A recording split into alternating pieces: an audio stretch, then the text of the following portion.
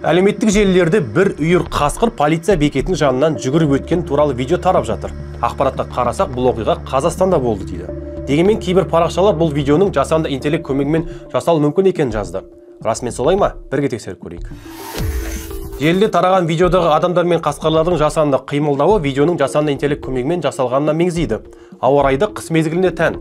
Бейненің біз тапқан алғашқы дерек көзі басқа да жасанды интеллект көмегімен жасалған видеоларды жариялаған. Сондай-ақ Is-Fake AI платформасы да бұның жалған екенін айтып отыр. Яғни бұл ақпарат фейк.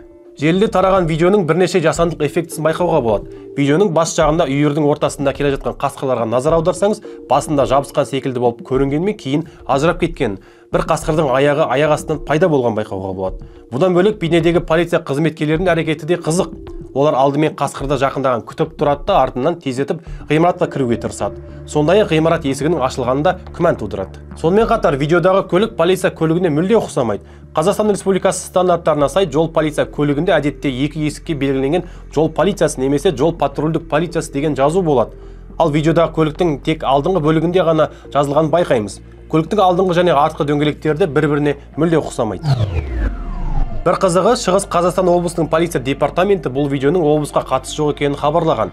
Бірақ тараған ақпараттың мұның қайда түсірілгені туралы ештеңе айтылмайды. Ал сіз бұл видео туралы не ойлайсыз?